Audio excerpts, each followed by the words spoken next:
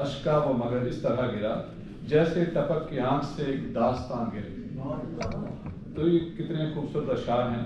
دیکھیے ان اشعار میں یہ جو میں آپ کو دو اور شعر سناتا ہوں، اس میں انہوں نے معاشرتی رویوں کو اور اس کے رد عمل کو کس عمدگی سے بیان کیا ہے۔ پھیل کر جو راہ نہ دیتی ہو رہوار کو، کاٹنا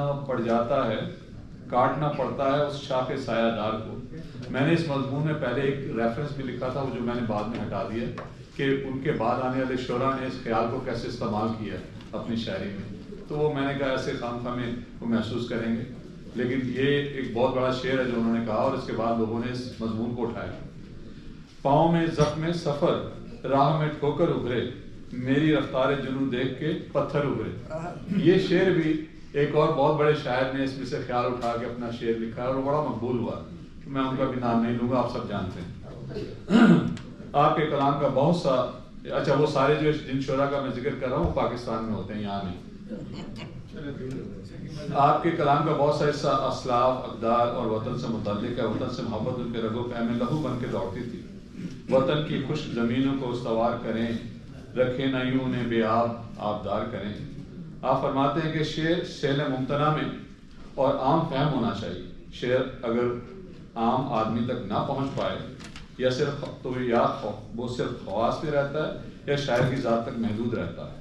یہ شعر دیکھیے، زمانہ پہلو بدل بدل کے حکایت غم سنے گا کب تک، دقیق نظمیں خطیب غزلیں لکھے گا کب تک، پڑھے گا کب تک۔ آپ فرماتے ہیں کہ نثر بات کے پھیلاؤ کو کہتے ہیں اور نظم اس پھیلاؤ کو سمیٹ کر مختصر کرتی ہے۔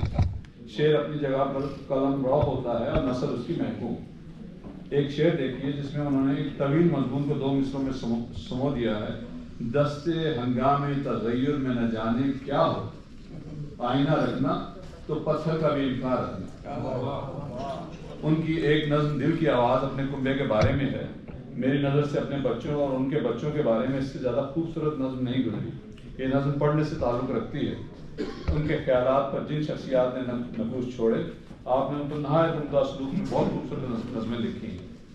میں اپنی بات کو ان کی تقدیسی شاعری کے بارے میں ذکر کر کے اس پر مختصر کرتا ہوں کہ جب میں نے ان کی حمد و نعت کی شاعری پڑھی تو مجھے یوں لگا کہ یہ آپ پر شاعری اتری ہی خدا اور اس کے محبوب کی ثنا کے لیے تھی۔ اتنے خوبصورت شعر انہوں نے کہے ہیں۔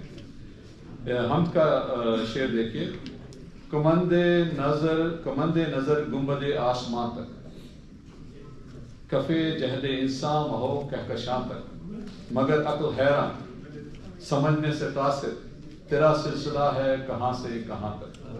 اور ان کی نعت کا ایک شعر دیکھیے جس میں انہوں نے بڑی اصلاح کی بھی کوشش کی ہے لوگوں کی۔ اس میں یہ کہتے ہیں، اور اس میں انہوں نے شرک جلی اور شرک خفی کو بہت خوبصورتی سے سمو دیا ہے۔ کہتے ہیں کہ روا رکھتے ہیں ہم شرک جلی بھی دین وحدت میں، بنا شرک خفی ہے دین و ایمان یا رسول اللہ۔ تو اپنے دکھ کا انہوں نے اس شعر میں اظہار کیا۔ میں نے ریاض الدین اطش جیسے استاد شاعر کی شاعری اور شخصیت پر کچھ لکھنے کی جسارت تو کی ہے، لیکن میں یہ سمجھتا ہوں یہ تحریر تشنہ ہے، اور ان کی شخصیت اور ان کے اسلوب پر کتابیں لکھی جا سکتی ہیں۔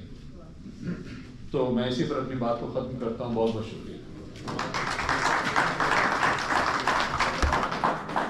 شکریہ عابد بھائی۔